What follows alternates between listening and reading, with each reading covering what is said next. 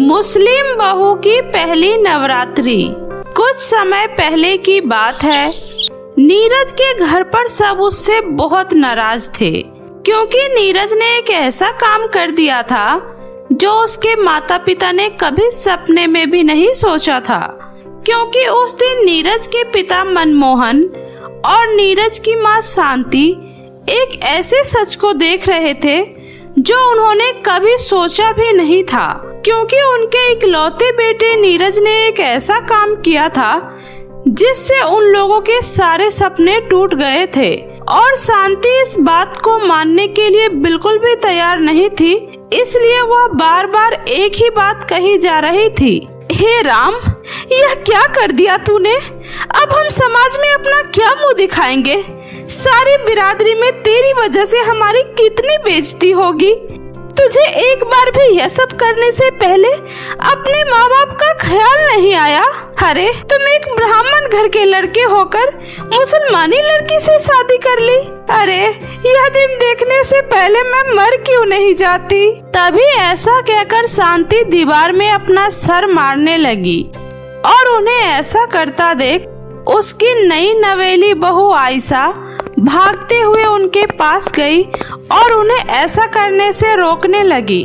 रुक जाइए माँ जी, आपको खुदा का वास्ता, प्लीज आप ऐसा मत करिए। तभी जैसे ही आयशा ने शांति को पकड़ा, शांति ने उसे जोर से धक्का दिया और आयशा जमीन पर जा गिरी और उसके सर पर चोट लग जाती है। लेकिन तब भी शांति अपनी बहू को उठाने की वजह उस पर और चिल्लाने लगती है, तेरी हिम्मत कैसे हुई मुझे हाथ लगाने की? अरे मुसलमानी होकर तू मुझे छू रही है? अरे तूने पहले ही मेरे बेटे को मुझसे छीन लिया, अब क्या तू मेरा धर्म भ्रष्ट करवाना चाहती है? तभी अपनी माँ के ऐसे बर्ताव को देखकर नीरज को बहुत बुरा लगता है, और वह जाकर आयशा को उठाता है और अपनी माँ से कहता है, माँ, आप ही तो कहती हो कि माता रानी ने ही सबको बनाया है, तो फिर आयशा के साथ ऐसा भेदभाव क्यों? आप क्यों उसके साथ ऐसा बर्ताव कर रही हो? तू तो अपना मुंह मत ही खोल बेशरम। अरे पैदा होते ही मैंने तुझे मार दिया होता तो मुझे आज यह दिन नहीं देखना पड़ता। अरे तो गूंगी लंगड़ी बहरी अंधी लड़की से भी शादी करके उसे घर ले आता तो मैं उसे एक बार के लिए स्वीकार भी कर लेती। आयशा शांति के घर में रह तो रही थी, लेकिन उसकी स्थिति उस घर में ऐसी थी जिसे कोई भी पसंद नहीं करता था और उसके पास कोई रहना भी नहीं चाहता था। तभी एक दिन शांति मंदिर में माता रानी की पूजा की तैयारी कर रही थी, लेकिन उस दिन वो फूल लाना भूल गई थी। और आयशा हर रोज अपनी सास को माता रानी की पूजा करते हुए देखती थी, और उस दिन जब उसने देखा कि उसकी सास फूल लाना भूल गई है, अरे माँ जी तो आज फूल लाना ही भूल गई है, चलो कोई बात नहीं, मैं लेकर आ जाती हूँ। तभी आयशा मंदिर के पास वाले बगीचे से फूल तोड़कर लाती है, क्योंकि उसे लगता था कि शायद उसकी सास उसकी इस बात से खुश हो जाएगी। लेकिन आयशा ने जैसे ही वह फूल अपनी सास को दिए, अरे तू क्यों जानबूझकर मेरी पूजा बर्बाद करती रहती है? अगर तू चाहती है कि हम यह घर छोड़कर चले जाए और तू इस घर पर राज करे तो ठीक है, हम लोग यहाँ से चले जाएंगे। नहीं नहीं माँ जी, आप ऐसा मत कहिए, मैं तो बस आपके लिए यह फूल लेकर आई थी। अरे मुझे नहीं चाहिए तेरे यह फूल, और कल को मुझे कुछ हो जाए ना तो अभी मैं कभी तुम्हारी मदद नहीं मांगूंगी, समझी? आयशा को शांति कभी रसोई में जाने नहीं देती थी और न ही उसके हाथ से कोई भी कुछ खाता था सिवाय नीरज के। तभी कुछ दिनों बाद नवरात्रि का दिन आ जाता है और शांति माता रानी की बहुत बड़ी भक्त थी, इसलिए वो पूरी निष्ठा से माता रानी की पूजा करती है और उनके लिए व्रत रखती है। तभी नवरात्रि के दूसरे दिन की बात है। शांति माता रानी की पूजा कर रही थी और आयशा को शांति के सामने जाने से बहुत डर लग रहा था, इसलिए वह दूर से ही अपनी सास को माता रानी की पूजा करते हुए देखती थी और अपनी सास को नवरात्रि की पूजा करता देख उसको भी नवरात्रि के व्रत करने का मन करता है। सुनिए जी, आपने कहा था कि माता रानी सबकी सुनती है, वो सबकी इच्छाओं को पूरा करती है। हाँ, लेकिन तुम ऐसा क्यों पूछ रही हो? देखिए, मुझे इस घर में आए कितना समय हो गया है, लेकिन फिर भी माँ जी मुझसे अभी तक नाराज हैं। वो मुझसे कोई भी बात नहीं करती है। इसलिए मैं सोच रही थी कि क्यों ना मैं भी इस बार नवरात्रि का व्रत करूं। शायद माता रानी मेरी भी सुन ले और सब कुछ पहले की तरह ठीक कर दे। क्या तुम नवरात्रि के व्रत रखोगी? क्यों, मैं नवरात्रि के व्रत क्यों नहीं रख सकती? क्योंकि मैं मुसलमान हूँ। अरे नहीं, ऐसी कोई बात नहीं है। वैसे जाति धर्म में ये भेदभाव तो इंसानों ने ही बनाया है। भगवान ने तो सिर्फ प्रेम बनाया है, इसलिए तुम माता रानी की पूजा कर सकती हो। तभी आयशा अपनी सास से छुपकर नवरात्रि के व्रत करती है और माता रानी की पूजा करती है। और अब शांति की उम्र हो गई थी, लेकिन माता रानी के भक्त होने की वजह से वो नवरात्रि के व्रत किया करती थी। तभी जब माता रानी की पूजा करके शांति घर वापस आ रही थी तो वो वहीं रास्ते में बेहोश होकर गिर जाती है। तभी उसी समय आयशा भी घर वापस जा रही होती है। तभी उसकी नजर अपनी सास पर गई, जो रास्ते पर बेहोशी की हालत में पड़ी थी। माँ जी, क्या हुआ आपको? अब ठीक तो है ना माँ जी? माँ जी, उठिए ना माँ जी। तभी आयशा अपनी सास को जैसे तैसे करके घर ले जाती है और जब शांति को होश आता है और उसको सारी बातों का पता लगा तो वह गुस्से में उठते हुए बाहर गई और अपने पति से कहती है, सुनिए जी, मैं अब इस घर में 1 मिनट भी नहीं रहूंगी। मुझे अभी यहाँ से जाना है। आज उस मुसलमानी ने मेरी सालों की तपस्या भंग कर दी। इन दिनों में अपनी पवित्रता का कितना ध्यान रखती हूँ, लेकिन उस मांस मछली खाने वाली औरत ने मेरे व्रत का नाश कर दिया है। मैं अब एक पल भी इस घर में नहीं रहूंगी। तभी उसी समय मोहन शांति को गाड़ी में बैठाकर वहाँ से चला जाता है और पूरे रास्ते शांति सिर्फ अपनी बहू के बारे में ही सोचती रहती है। और उधर मनमोहन भी इन सब बातों से बहुत दुखी था, क्योंकि उनके बेटे ने दूसरी धर्म की लड़की से शादी करके उनकी इज्जत की धज्जियां उड़ा दी थी। और वह यही सब सोचते हुए कार चला रहे थे कि तभी अचानक सामने से एक गाड़ी आती है और गाड़ी बैलेंस न कर पाने की वजह से उनके कार का बहुत बड़ा एक्सीडेंट हो जाता है और दोनों बुरी तरीके से घायल हो जाते हैं। तभी रास्ते से गुजर रहे कुछ लोगों ने उन्हें देखा और उन्हें हॉस्पिटल में भर्ती करवाया और उनके बेटे को भी इस बात की खबर दी।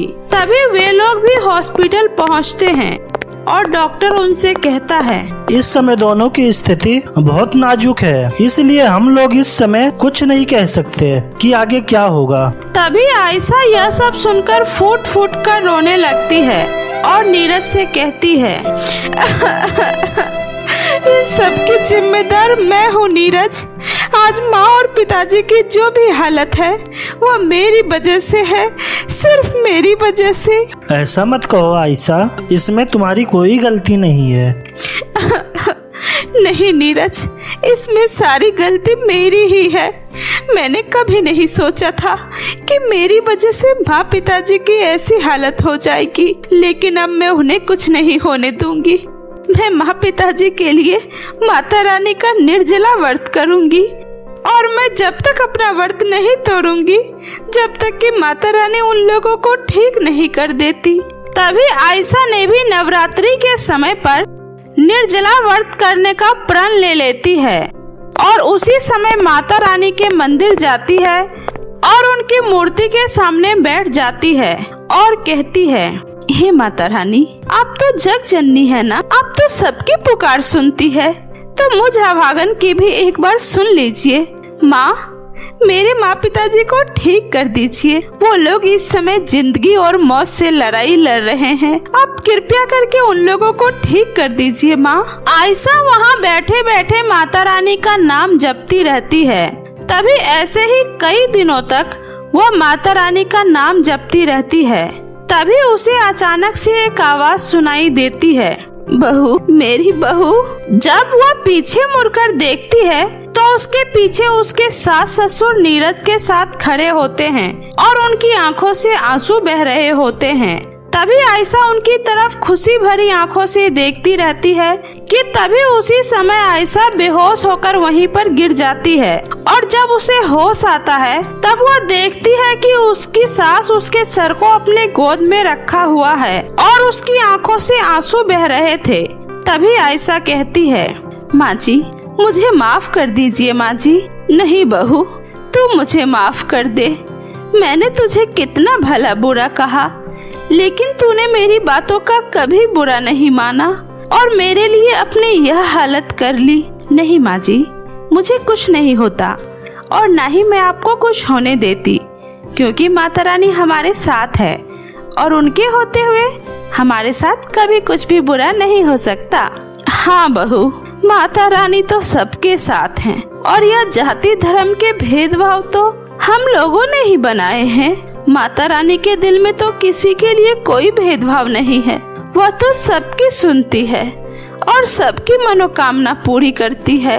और इस नवरात्रि माता रानी ने शांति के मन में आयशा के प्रति जो भी नाराजगी थी उसे दूर कर दिया और वह लोग अब माता रानी का नाम लेकर खुशी खुशी अपना जीवन व्यतीत करने लग जाते हैं। जादुई लहंगा और मेकअप की नदी। सोनपुर गांव में दो गरीब बहनें रहती थी, बेला और गुड़िया। दोनों बहुत छोटी थी। जब एक रात उसके पिता काम करके घर लौट रहे थे, तभी बारिश में एक बिजली की तार उनके ऊपर गिर गई और वही मौके पर ही उनकी मौत हो गई। उसके बाद उसकी मां निर्मला ने किसी तरह से अपने आप को संभाला और खुद भूखे रहकर घर चलाने के लिए दिन रात सिलाई का काम करने लगी। सिलाई में भी उतनी कमाई नहीं होती थी। निर्मला खुद भूखे रहकर अपनी दोनों बेटियों का पालन पोषण करती थी। लेकिन कहते हैं ना, गरीबी की मार सबसे बड़ी मार होती है। निर्मला के भूखे रह रहकर काम करने की वजह से निर्मला की भी एक दिन मृत्यु हो जाती है। दीदी, दीदी, माँ को क्या हुआ? दीदी, माँ कुछ बोल क्यों नहीं रही है? माँ हमारे साथ कोई खेल खेल रही है क्या? बताओ ना दीदी। दीदी, माँ, माँ उठो ना माँ। नहीं गुड़िया, माँ अब हमसे कभी बात नहीं करेगी, क्योंकि वो अब इस दुनिया से हमेशा हमेशा के लिए जा चुकी है और हम अनाथ हो गए मेरी बहन। अब हमारा इस दुनिया में कोई नहीं रहा। यह बोलकर दोनों बहनें फूट फूट कर रोने लगती है। ऐसे ही कई दिन बीत जाता है। बेला ने हिम्मत से अपने आप को किसी तरह से संभाला और अपना और अपनी बहन का पेट पालने के लिए वो भी अपनी माँ की तरह सिलाई करने लगी। ऐसे ही दिन बीत रहे थे। दीदी, कब तक काम करती रहोगी? अब चलो उठो और खाना खा लो। देखो बहुत रात हो गई है, अब बाकी के काम कल कर लेना। नहीं गुड़िया, तू खाना खाकर सो जा। मुझे तो अभी एक और सूट सिलना बाकी है। अगर सिलाई नहीं करूँगी फिर हमारा पेट कैसे भरेगा? खाने के लिए मेहनत तो करनी होगी ना छोटी। ठीक है दीदी, फिर मैं भी आपके साथ कपड़े सिलने में आपकी मदद करती हूँ। और फिर इस तरह से दोनों बहन मिलजुल कर काम करने लगती है। ऐसे ही समय बीतता रहा। दोनों बहनें अब बड़ी हो गई थी। अरे ओ बेला, बेला अंदर आ जाओ काकी, मैं अभी दीदी को बुला कर लाती हूँ। अरे ओ बेला, मेरी राधा का लहंगा सिल गया है क्या? हाँ हाँ काकी, सिल गया है लहंगा। आखिर मैं भला अपनी सहेली राधा की शादी कैसे भूल सकती हूँ? ये लो काकी, ये रहा लहंगा। अच्छा ठीक है ठीक है। सुनो, राधा ने तुम दोनों को भी शादी में बुलाया है, आ जाना। ठीक है काकी, हम दोनों बहनें बारात आने से पहले ही पहुँच जाएंगे। वो सब तो ठीक है, लेकिन थोड़ा दोनों बहनें ढंग के कपड़े पहन कर आना। एक तो काली सी शकल है, ऊपर से ये फटा पुराना कपड़ा। अरे बेटी, मैं तेरे भले के लिए ही बोल रही हूँ। हो सकता है इसी बहाने शादी में आए किसी लड़के वाले को तुम दोनों बहनों में से कोई एक पसंद आ जाओ, वरना इस गरीबी और रंग रूप के साथ तुम दोनों बहनों का तो ब्याह होने से रहा। एक तो दोनों अनाथ हो, ऊपर से ये काले रंग रूप। मुझे तो तुम दोनों बहनों पर बहुत ही तरस आता है। पर क्या करूं? अच्छा बेटी, अब चलती हूँ, मुझे घर पर बहुत काम है। काकी के कड़वी बातें सुनकर बेला के आंखों में आंसू आ जाता है। अरे मेरी प्यारी दीदी, काकी की बातों पर ध्यान मत दो, उनका तो काम ही है बोलना। अब उनकी बातों को दिल से मत लगाओ। देखना, बहुत ही जल्दी आपको आपकी ख्वाबों का शहजादा मिल जाएगा। और ये रंग रूप कुछ नहीं होता, इंसान दिल से अच्छा होना चाहिए। शादी वाले दिन दोनों बहनें अपने साफ सुथरे कपड़े पहनकर बारात आने से पहले वहां पहुंच जाती है।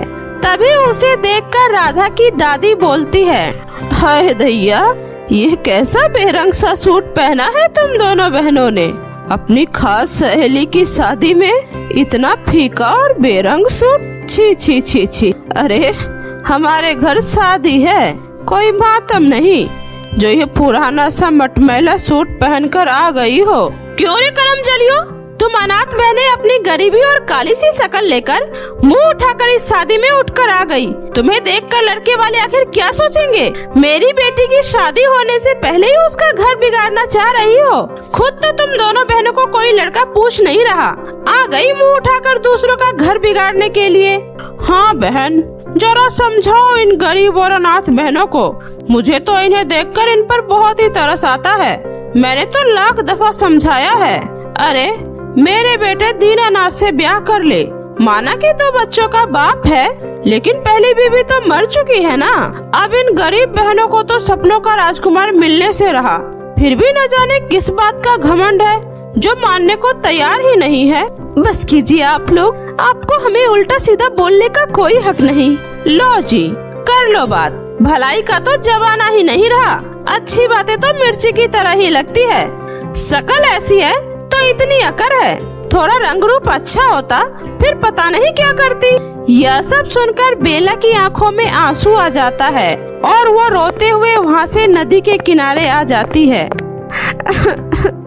बस अब बहुत हो गया, मुझसे अब और बर्दाश्त नहीं हो रहा। मैं गरीब हूँ, अनाथ हूँ, बदसूरत हूँ, लेकिन इन सब में मेरी क्या गलती है? अब तो गांव वालों ने ताना मार मार कर मेरा जीना दुश्वार कर दिया है। मैं अब और ताने बर्दाश्त नहीं कर सकती। मैं इस जली कटी के साथ नहीं जी सकती। यह बोलकर बेला नदी में कूदने के लिए जैसे ही अपना पैर पानी में बढ़ाती है, नदी के अंदर अपने आप एक रास्ता बन जाता है। ये क्या? ये अचानक नदी के बीच रास्ता कैसे बन गया? तभी उसे एक आवाज सुनाई देती है, बेला, तुम इस रास्ते से नदी के बीच में आ जाओ, डरो मत, आओ बेला। उसके बाद बेला उस रास्ते पर चलते हुए नदी के बीच में पहुंच जाती है। तभी नदी में से फिर से आवाज आती है, डरो मत बेला, मैं जादुई नदी हूँ। मैं कब से सच्चे और अच्छे लोगों की मदद करना चाह रही थी, लेकिन आज तक यहाँ कोई भी सच्चा इंसान नहीं आया। पहली बार तुम आई हो। मुझे तुम बहुत ही सच्ची और नेक दिल लगती हो। लेकिन ये बताओ, तुम इस नदी में कूदकर अपनी जान क्यों देने जा रही थी? जान न दूं तो और क्या करूं जादुई नदी? माता पिता के मर जाने के बाद मैं और मेरी बहनें दोनों अनाथ हो गए, और तो और मेरी काली सूरत की वजह से मैं जहाँ भी जाती हूँ लोग मुझे खूब ताने देते हैं। हम दोनों बहनें तो किसी तरह से सिलाई करके अपना गुजारा कर लेते हैं, लेकिन गांव वालों को यह भी देखा नहीं जाता। वो हमेशा मेरे काले रंग की वजह से मेरी शादी के लिए मुझे ताना देते रहते हैं। अच्छा, ये बात है। तुम चिंता मत करो बेला, ये लो, ये एक जादुई लहंगा और जादुई मेकअप है। इस लहंगे से तुम जो कुछ भी मांगोगी तुम्हें वो सब मिल जाएगा। और हाँ, घर जाकर सबसे पहले तुम इस जादुई मेकअप से अपना मेकअप करना। इस मेकअप को लगाते ही तुम्हारा ये काला सा रंग राजकुमारी की तरह सुंदर हो जाएगा। यह सुनकर बेला खुशी खुशी जादुई नदी से जादुई लहंगा और मेकअप लेकर घर आ जाती है। दीदी, आप एकदम से शादी छोड़कर मुझे बिना बताए कहाँ चली गई थी? मुझे आपकी बहुत ही फिक्र हो रही थी। मुझे पता है आपको लोगों की बातों का बहुत बुरा लग रहा था ना? मुझे भी बहुत बुरा लग रहा था। मेरा तो मन ऐसा कर रहा था कि जाकर कसकर घूसा मारकर आ जाऊं उन सबके मुंह पे। अरे दीदी, ये आपके हाथ में क्या है? इतना सुंदर लहंगा और मेकअप। गुड़िया देखना, अब पूरे गांव वालों की बोलती कैसे बंद हो जाएगी। गुड़िया, ये लहंगा और मेकअप जादुई है और ये हमें जादुई नदी ने हम दोनों के लिए दिया है। जादुई लहंगा? ये कैसे हो सकता है? अभी बताती हूँ। हे जादुई लहंगे, हमें पैसे दो।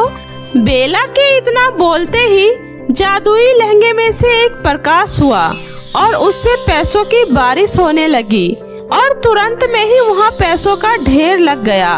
अरे वाह दीदी, ये तो सचमुच में जादुई लहंगा है। दीदी, इस मेकअप में कौन सा जादू है? 1 मिनट रुको, अभी बताती हूँ। इतना बोलकर बेला उस मेकअप को अपने चेहरे पर लगाती है। मेकअप लगाते ही बेला बहुत ही सुंदर लड़की में बदल जाती है। अरे वाह दीदी, आप तो एकदम राजकुमारी लग रही हो, राजकुमारी। अब देखना हमारे घर के बाहर कैसे आपके लिए लड़कों की लाइन लगती है। इस जादुई लहंगे और मेकअप की वजह से आज हमें भी इस समाज में सर उठाकर जीने का हक मिल गया है। अब हमें किसी के आगे हाथ फैलाने की जरूरत नहीं पड़ेगी छोटी, और ना ही हमें किसी से कम होने का एहसास होगा। उसके बाद दोनों बहनें उस जादुई लहंगे की मदद से अपने लिए एक अच्छा सा घर मांगती है और फिर जरूरत का सारा सामान भी मांगती है। अब उन दोनों के पास किसी भी चीज की कोई कमी नहीं थी। उनके पास अब पैसा भी था और सुंदरता भी। वो अब अपने साथ साथ गांव के और भी गरीब और बेसहारा लोगों की मदद करते हैं। कुछ ही दिनों बाद बेला के लिए एक बहुत ही अच्छे घर से रिश्ता आता है और बेला की शादी पक्की हो जाती है। दीदी, आप रो रही हो? दीदी, ये तो खुशी की बात है, आज आपकी शादी है। अब आपकी शादी हो जाएगी और आप अपने पति के घर चली जाओगी। पर छोटी, मैं तुम्हारे बिना ससुराल में अपना दिन कैसे बिताऊंगी? मुझे वहाँ तुम्हारी बहुत याद आएगी। अरे दीदी, इतना क्यों सोच रही हो? जादुई लहंगे की वजह से अब सब कुछ बहुत ही अच्छा हो चुका है। अब हमारे पास किसी भी चीज की कोई कमी नहीं है और अब हमारे पास इतने पैसे हो गए हैं जिससे मेरी जिंदगी भी बहुत ही आसानी से कट जाएगी। अब आप खुशी खुशी अपने घर जाओ। गुड़िया जादुई लहंगे से पैसे मांगकर पूरे गांव को अच्छे से सजाती है। पूरा गांव दोनों बहनों के इस बदले हुए रूप को देखकर हैरान थे कि आखिर दोनों बहनें एकदम से इतनी अमीर कैसे हो गई। वहीं इधर शादी वाले दिन गुड़िया भी तैयार होने के बाद बहुत ही सुंदर लग रही थी। गुड़िया को देखकर बेला कहती है, अरे वाह, इस लाल लहंगे में तो मेरी बहन बिजली गिरा रही है। आप भी बहुत ही प्यारी लग रही हो दीदी।